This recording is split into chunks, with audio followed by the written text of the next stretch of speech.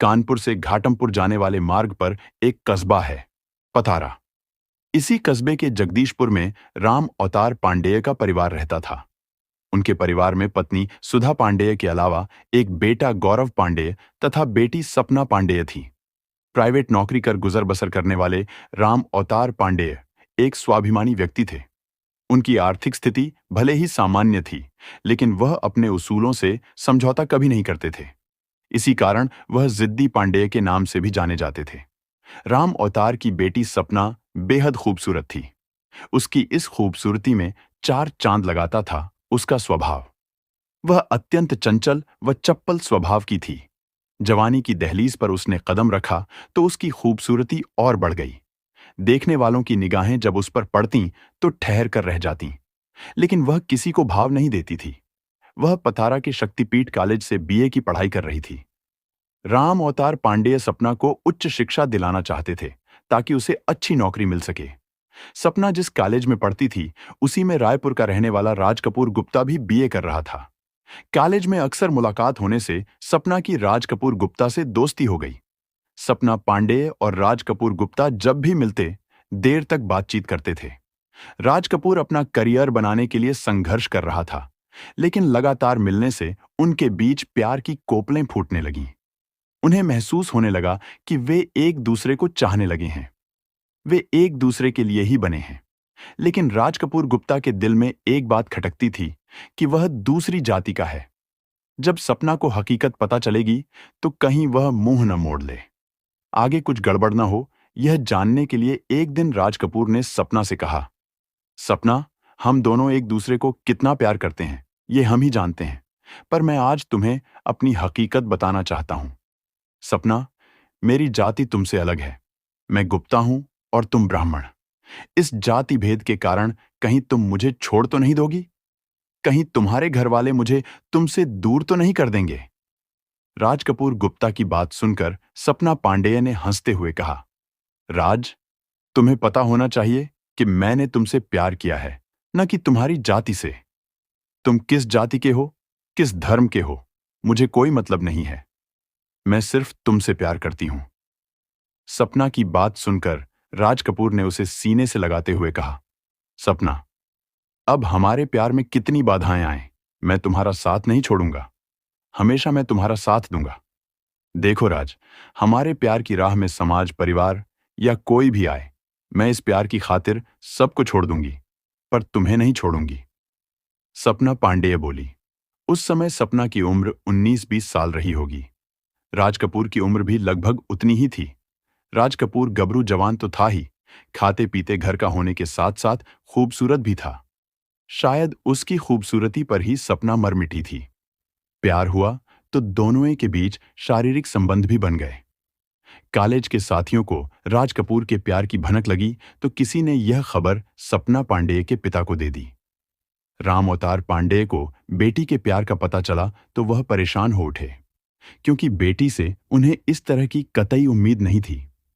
उन्होंने यह बात पत्नी को बताई तो उन्होंने चिंता में कहा, लड़की कुछ ऐसा वैसा कर बैठी तो हम समाज, बिरादरी में मुंह दिखाने लायक नहीं रहेंगे। पति पत्नी काफी परेशान थे, जबकि सपना अपनी ही दुनिया में खोई थी। उसे इस बात की भनक तक नहीं लग पाई कि माँ बाप को उसके प्यार की खबर लग गई है। उसे पता तब लगा जब राम अवतार पांडेय ने अचानक उसके कॉलेज जाने पर रोक लगा दी। इससे सपना को समझते देर नहीं लगी कि पापा को उसके प्यार वाली बात का पता चल गया है। सपना ने पिता के इस निर्णय के बारे में मां से बात की तो उन्होंने कहा, सपना, तुमने जो किया है उसकी हम लोगों को जरा भी उम्मीद नहीं थी। मां, मैंने ऐसा क्या कर डाला कि मेरी पढ़ाई बंद करा दी गई? तुमने जो किया है बेटी, उसका तुम्हारे पापा को सब पता चल गया है। तुम्हें घर से पढ़ने के लिए भेजा जाता था, न कि किसी लड़के से प्यार करने के लिए। तुमने क्या सोचा था कि तुम बताओगी नहीं तो हमें पता ही नहीं चलेगा। तो यह बात है, आप लोगों को मेरे और राज कपूर के बारे में पता चल गया है। सपना ने बेशर्मी से कहा, मां, राज बहुत अच्छा लड़का है। हम दोनों ही एक दूसरे को बहुत प्यार करते हैं। मां के सामने यह कहते तुझे शर्म नहीं आई? क्या हमने तुझे यही संस्कार दिए थे? आज भी हमारे यहां बेटियों के भाग्य का फैसला मां बाप करते हैं। इतनी बेशर्मी ठीक नहीं। अगर तेरी इन बातों को तेरे पापा ने सुन लिया तो तुझे जिंदा गाड़ देंगे। मां की बात सुनकर सपना की बोलती बंद हो गई। मां सुधा ने सपना को काफी देर तक समझाया, लेकिन प्यार में अंधे प्रेमियों पर किसी के समझाने का असर कहां होता है। सपना पर भी नहीं हुआ। मौका मिलते ही उसने राज को फोन करके बता दिया कि उसके मां बाप को उनके प्यार का पता चल गया है। सपना की बात सुनकर राज कपूर को जैसे सांप सूंघ गया। वह बुरी तरह घबरा गया। माता पिता ने सपना का कॉलेज जाना, वह घर से बाहर निकलना तो बंद करा दिया था, लेकिन वह उसके भविष्य के बारे में चिंतित रहते थे, जबकि सपना पिंजरे में कैद चिड़िया की तरह उड़ने के लिए व्याकुल थी। सपना चोरी छिपे राज कपूर से फोन पर बातें कर लेती थी। राम अवतार पांडेय सपना के लिए बेहद चिंतित रहने लगे थे, क्योंकि उन्हें पता था कि सपना ने यदि घर से भागकर शादी रचा ली तो उनकी इज्जत मिट्टी में मिल जाएगी और वह कहीं मुंह दिखाने लायक नहीं बचेंगे। इसलिए उन्होंने तय कर लिया कि कुछ भी हो, वह जल्दी ही कहीं सपना की शादी तय कर देंगे। इसके बाद उन्होंने सपना के लिए लड़का ढूंढना शुरू कर दिया। काफी प्रयास के बाद एक खास रिश्तेदार के माध्यम से उन्होंने ऋषभ नाम के युवक को पसंद कर लिया। ऋषभ के पिता किशोर चंद्र तिवारी कानपुर शहर के कल्याणपुर के शिवली रोड पर रहते थे। वह उत्तर प्रदेश पुलिस में दरोगा के पद से रिटायर हो चुके थे। उनकी पत्नी मधु तिवारी फूड इंस्पेक्टर थीं। उनकी असमय मौत हो चुकी थी। किशोर चंद्र व मधु निस्संतान थे। ऋषभ को उन्होंने किसी आश्रम से बचपन में गोद लिया था। उन्होंने ऋषभ को पढ़ा लिखाकर योग्य बनाया था। ऋषभ कंप्यूटर का व्यवसाय करता था। किशोर चंद्र तिवारी की आर्थिक स्थिति मजबूत थी। वह करोड़पति आदमी थे। शिवली रोड पर उनका तिमंजिला आलीशान मकान था। इसके अलावा कई प्लॉट और लखनऊ में भी एक बड़ा प्लॉट था। उनका बैंक बैलेंस भी अच्छा खासा था। इस पूरी प्रॉपर्टी का वारिस अकेला अरशब ही था। पत्नी की मौत के बाद घर संभालने वाला कोई नहीं था, इसलिए वह ऋषभ की शादी को लालायित थे। वह किसी सामान्य परिवार की ब्राह्मण लड़की को बहू बनाना चाहते थे। अतः जब राम अवतार पांडेय अपनी बेटी सपना का रिश्ता लेकर आए तो उन्होंने रिश्ते को स्वीकार कर लिया। इधर सपना को जब पता चला कि उसके घर वालों ने उसका रिश्ता तय कर दिया है तो वह चिंतित हो उठी। उसने इस रिश्ते का विरोध भी किया, लेकिन जब मां द्वारा उसे पता चला कि लड़का करोड़पति बाप का बेटा है और सास की भी समस्या नहीं है, वह घर पर एक छत्र राज करेगी, तो उसका विरोध बंद हो गया। उसने तो तय कर लिया था कि वह ऋषभ से नहीं, उसकी दौलत से शादी रचा रही है। राज कपूर उर्फ राज को जब सपना पांडेय की शादी तय हो जाने की जानकारी हुई तो उसके आश्चर्य का ठिकाना न रहा। उसने उसी वक्त फोन पर सपना से बात की और उसे पतारा के रोड किनारे स्थित हनुमान मंदिर पर मिलने को कहा। कुछ देर बाद सपना मंदिर पहुंची तो राज उसका बेसब्री से इंतजार कर रहा था। उसने सपना को अजीब नजरों से देखा, फिर पूछा, सपना, मैंने सुना है कि तुम्हारी शादी तय हो गई है। हाँ राज, तुमने सच सुना है, लेकिन प्यार तो तुम मुझसे करती हो। तुमने मुझसे शादी रचाने का वादा भी किया था, फिर किसी दूसरे के साथ शादी क्यों रचा रही हो। राज, यह मेरी मजबूरी है। घर वालों की इज्जत की खातिर मैं ऋषभ से शादी कर रही हूं। वह मुझे बिल्कुल भी पसंद नहीं है। मैंने शादी का विरोध भी किया था, लेकिन घर वाले नहीं माने। अब मेरा क्या होगा सपना? मैं तुम्हारे प्यार को सपना समझकर नहीं भुला पाऊंगा। राज, तुम परेशान मत हो। मैं जितना प्यार तुमसे करती हूं, शादी के बाद भी उतना ही करती रहूंगी। तुम मेरा पहला प्यार हो, जिसे मैं ताउम्र नहीं भुला पाऊंगी। एक वादा मैं तुमसे और करती हूं कि शारीरिक मिलन शादी के बाद भी होता रहेगा। इसके लिए मुझे चाहे कोई भी जतन करना पड़े। वैसे भी राज, मैं शादी ऋषभ से नहीं, उसकी दौलत से कर रही हूं। चूंकि सपना शादी को राजी हो गई थी, इसलिए राम अवतार पांडेय ने 22 फरवरी 2020 को सपना का विवाह ऋषभ तिवारी के साथ धूमधाम से कर दिया। सपना ऋषभ की दुल्हन बनकर ससुराल आ गई। ससुराल में सपना को जिसने भी देखा, उसी ने उसके रूप सौंदर्य की सराहना की। किशोर चंद्र तिवारी भी सुंदर व पढ़ी लिखी बहू पाकर खुश थे। शादी के बाद बड़े प्यार से सपना और ऋषभ ने जिंदगी की शुरुआत की। सपना ने ससुराल आते ही घर संभाल लिया था। उसने ससुर किशोर चंद्र की सेवा कर उनका भी दिल जीत लिया था। वह सपना पर अटूट विश्वास करने लगे थे। यही कारण था कि उन्होंने सपना को घर की चाबी सौंप दी थी। सपना ने बैंक में खाता खुलवा लिया था और लाकर भी ले लिया था। इस लाकर में सपना ने शादी में उपहार स्वरूप मिले लाखों रुपए के जेवरात रख दिए थे। इस तरह सपना ने लगभग 70 लाख रुपए की ज्वेलरी पर अपना अधिकार जमा लिया था। किशोर चंद्र तिवारी बीमार रहते थे। वह शुगर व ब्लड प्रेशर के मरीज थे। सपना उनकी सेवा में लगी रहती थी। खाने पीने व दवा देने का ख्याल सपना ही रखती। सपना अपनी इस सेवा के बदले ससुर से कोई न कोई डिमांड करती रहती थी। न चाहते हुए भी किशोर चंद्र को सपना की डिमांड पूरी करनी पड़ती थी। सपना ने अपनी खूबसूरती के लटके झटके दिखाकर पति ऋषभ को भी अंगुलियों पर नचाना शुरू कर दिया था। ससुराल में सपना मोबाइल फोन पर अपने प्रेमी राज से अक्सर बातें करती थी। बतियाने को लेकर उसका पति ऋषभ उसे टोकता तो बहाना बना देती कि वह अपनी सहेली से बतिया रही थी। शादी को अभी 6 महीने भी नहीं बीते थे कि राज कपूर सपना की ससुराल आने जाने लगा। उसने सपना से शारीरिक रिश्ता भी बना लिया था। वह प्रेमी राज को ऐसे समय बुलाती जब उसका पति ऋषभ घर से बाहर होता और ससुर गहरी नींद में होते। किशोर चंद्र के मकान में सुरेंद्र सिंह यादव नाम का एक युवक किराए पर रहता था। उसका घर से कुछ दूरी पर ही आशा मेडिकल स्टोर था। राज कपूर का घर में वक्त बेवक्त आना शुरू हुआ तो उसने सपना से उसके बारे में पूछताछ की। सपना ने उसे बताया कि राज कपूर उसका रिश्तेदार है, लेकिन सुरेंद्र सिंह को सपना की बात पर विश्वास नहीं हुआ और वह दोनों की निगरानी करने लगा। इसका परिणाम जल्द ही सामने आ गया। एक दोपहर सुरेंद्र सिंह यादव ने राज कपूर व सपना को रंगरलियां मनाते रंगे हाथों पकड़ लिया। सुरेंद्र को अब असलियत पता चल चुकी थी कि राज कपूर सपना का रिश्तेदार नहीं बल्कि प्रेमी है। इसके बाद सुरेंद्र सिंह भी सपना पर डोरे डालने लगा और उसे ललचाई नजरों से देखने लगा। एक दिन उसने सपना से कहा, भाभी, अगर तुम दोनों की असलियत का पता ऋषभ भैया व बाबूजी को चल जाए तो अंदाजा लगाओ कि उन पर क्या बीतेगी।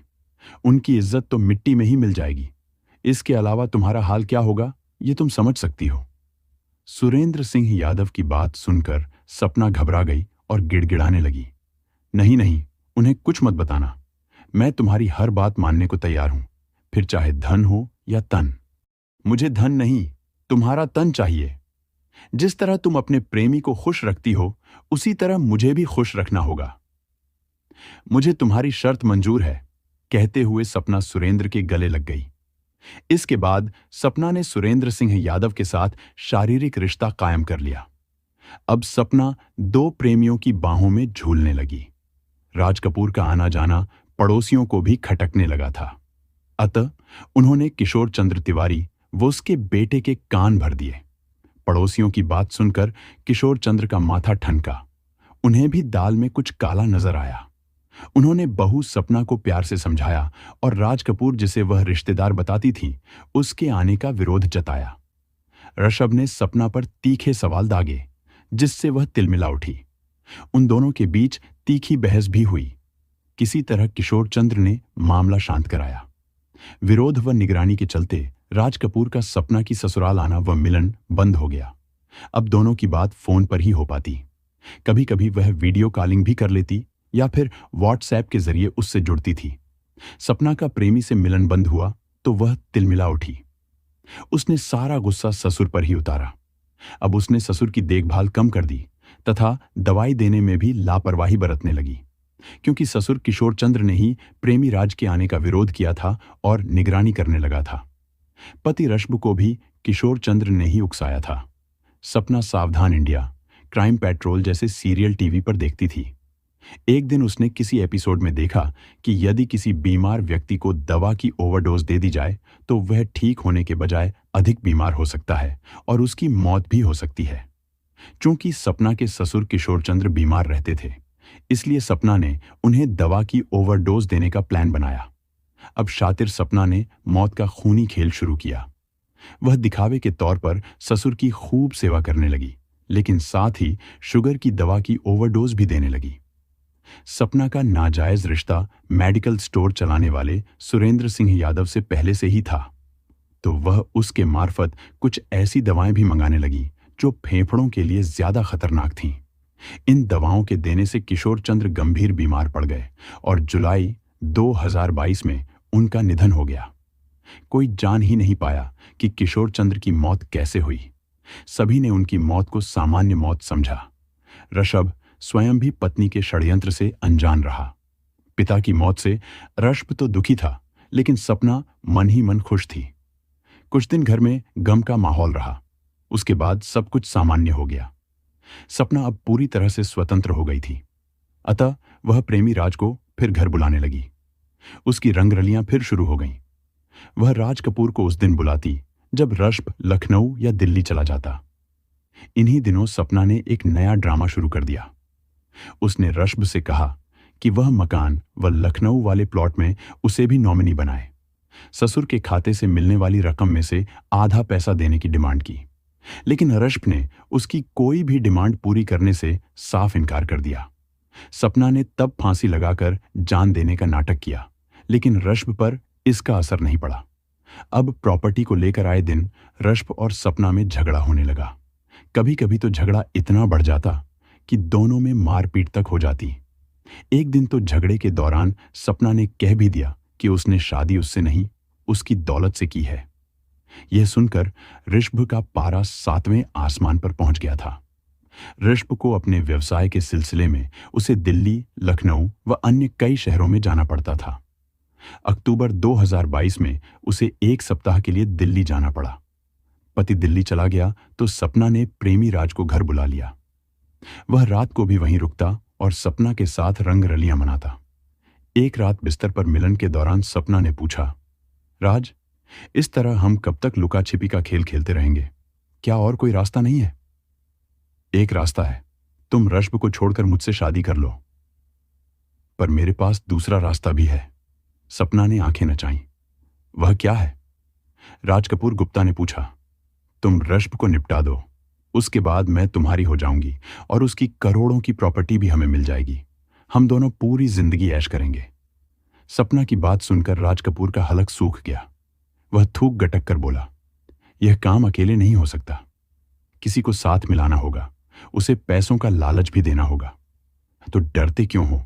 दे दो ना पैसों का लालच, सारा पैसा मैं तुम्हें दूंगी। फिर पति की भी दे दी सुपारी। लगभग एक सप्ताह बाद ऋषभ दिल्ली से वापस आया तो पड़ोसियों ने उसे बताया कि जितने दिन वह घर से बाहर रहा, उतने दिन एक युवक उसके घर अड्डा जमाए रहा। वह रात को भी घर में रुकता था।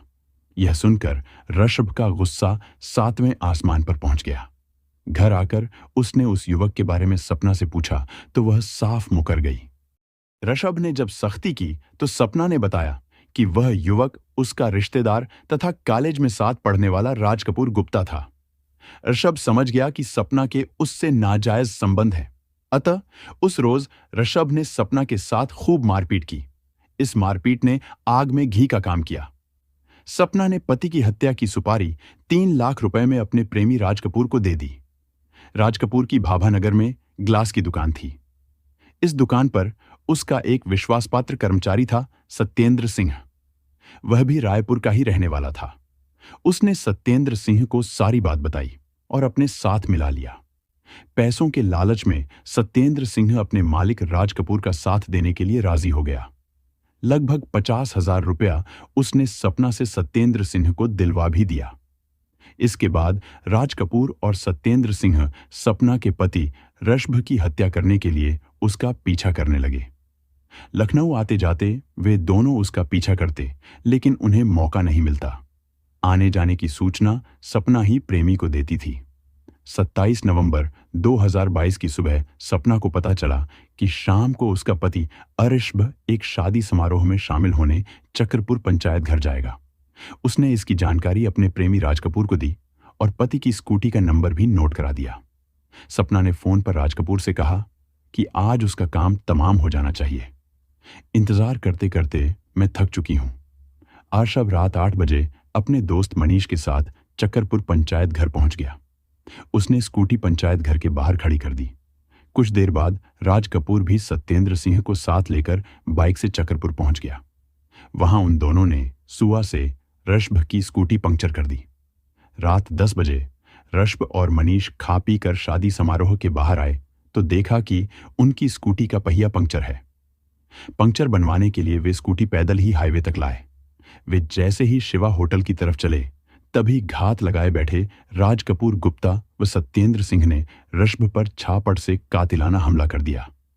ऋषभ की गर्दन व कंधे पर गहरी चोट लगी और वह वहीं खून से लथपथ होकर गिर पड़ा। मनीष ने थाना सचेंडी पुलिस को सूचना दी तो एसएचओ प्रद्युम्न सिंह पुलिस दल के साथ आ गए। उन्होंने घायल अवस्था में ऋषभ को हैलट अस्पताल में भर्ती कराया। मनीष की सूचना पर सपना भी अस्पताल पहुंच गई और रोने पीटने का नाटक करने लगी। कुछ समय बाद ऋषभ को होश आया तो सपना ने उसे कानपुर के चर्चित मधुराज नर्सिंग होम में भर्ती करा दिया। रात में राज कपूर ने सपना को मैसेज भेजा कि काम हो गया। जवाब में सपना ने मैसेज किया कि वह तो बच गया। दूसरे रोज सपना ने अपने पड़ोसी रामकिशन विश्वकर्मा के खिलाफ पति पर जानलेवा हमला करने की रिपोर्ट दर्ज करा दी। सपना ने एसएचओ प्रद्युम्न सिंह को बताया कि रामकिशन विश्वकर्मा से उसका पैसों के लेन देन को लेकर विवाद चल रहा है।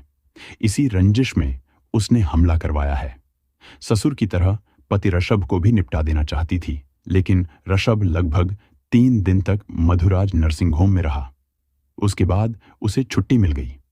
सपना ऋषभ को घर ले आई।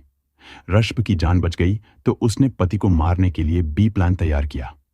इस प्लान में उसने प्रेमी राज कपूर व मेडिकल स्टोर संचालक सुरेंद्र सिंह यादव को शामिल किया।